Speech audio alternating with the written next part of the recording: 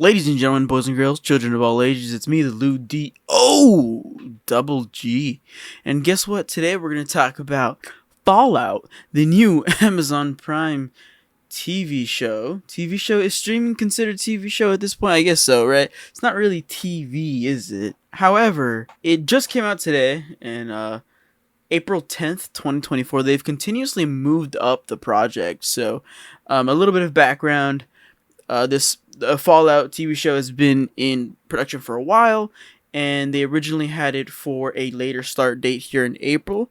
But as time went on, they decided to move it up and move it up and move it up.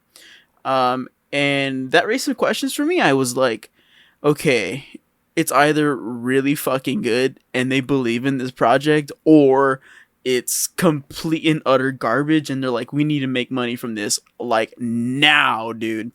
And so obviously I was very excited about it. Me being a Fallout fan, I have a love and hate relationship with the IP.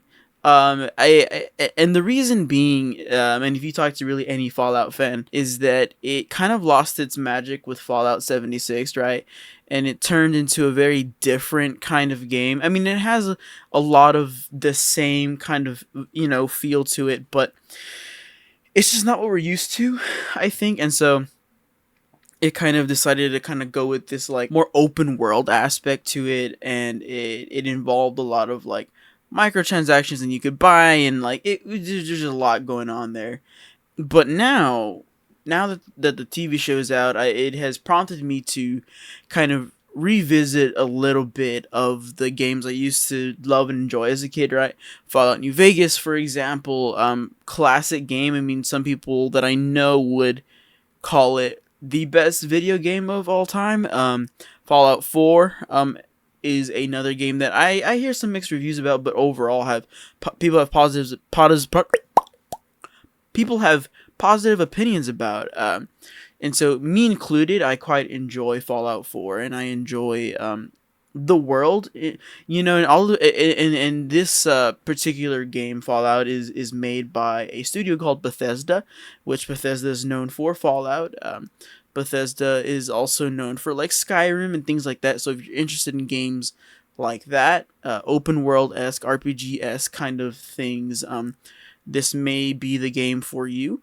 However, we're talking about the TV show today. So when I have recently been watching a lot of these new video game to on-screen adaptations, whether it be a movie or TV show, I often find myself being like, okay, I cannot completely compare the way video game world works in comparison to screen world works, right? Because obviously in a video game, it's just so different, right? I mean, because a lot of the play styles and the way you play is within the eye of the beholder, right?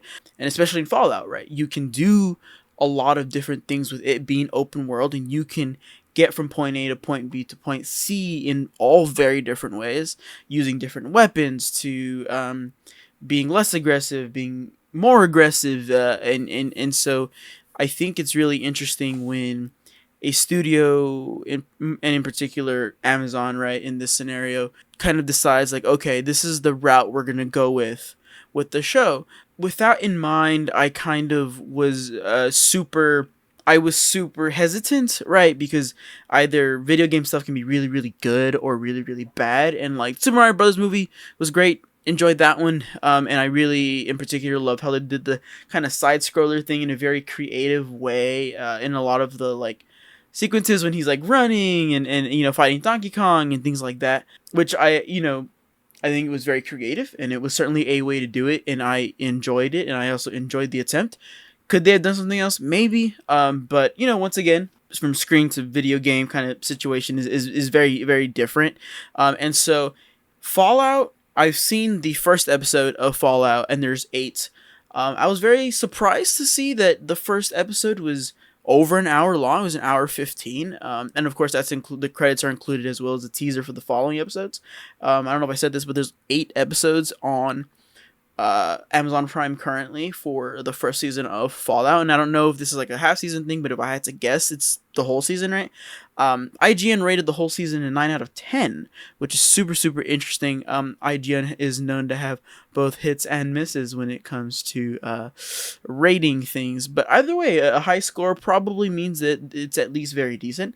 And so I came into this with tempered expectations, and I gotta be honest, it did not disappoint. I found myself really enjoying a lot of the things that were happening. And so the episode is kind of split into three chunks, right? It's split into the main girl whose name is Lucy, and she's kind of the character you would be in the Fallout game, right? And so like in Fallout 4, there's this you're a father and you're looking for your son, and that's the whole vibe of the game. That's the whole thing essentially.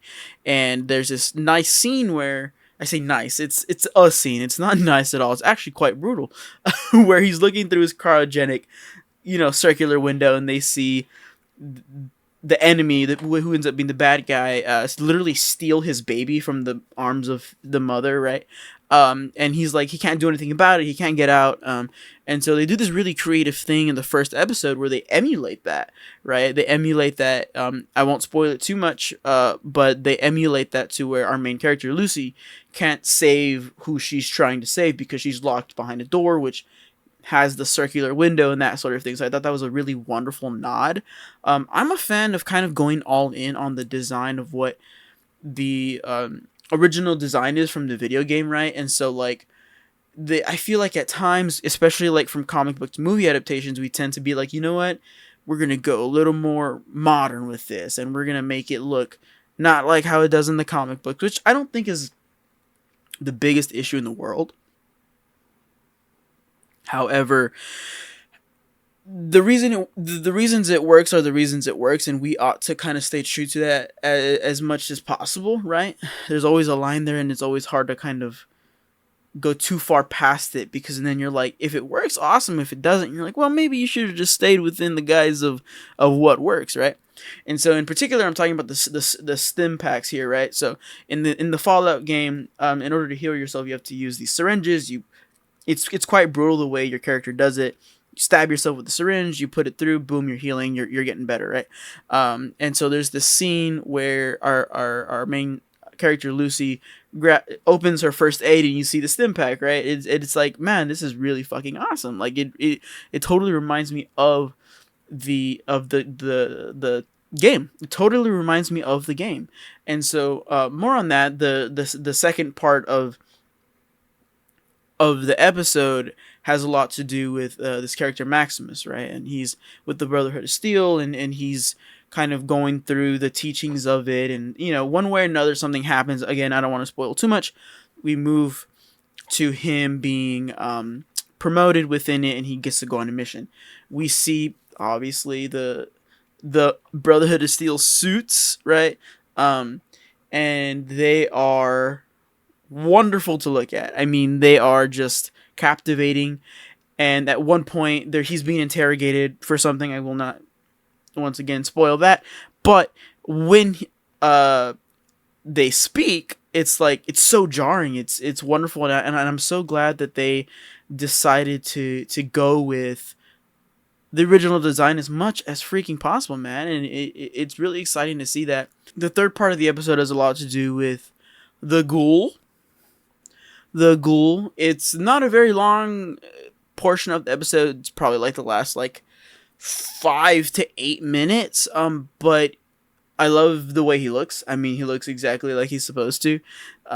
He acts exactly the way he's supposed to. And we even see we get a little hint of dog meat kind of down the line. And yeah, I mean, once again, the design is amazing. It's 10 out of 10. And the whole time I felt like everything all together, I felt like I was watching a Fallout thing, right? Aside from the clothing, aside from things being called things that they would be called in the game, I felt like I was watching Fallout. Like, I felt like I was really in that world, whereas I feel like there are other movies and TV shows that come out about things that where I feel like, I don't know, it feels kind of disconnected. Percy Jackson's kind of one of those where I felt like it was disconnected from what the world is. And The Last Airbender, I felt that a little bit as well. With this, I felt like it was very, very connected, and I really enjoyed it a lot. So is it worth it to give it a shot? I would say yes. I mean, at least watching the first episode is gonna get you hooked to be like, okay, like here we are, and let's do this. And who doesn't love some Mitchell Musso, dude? No, that's not his name.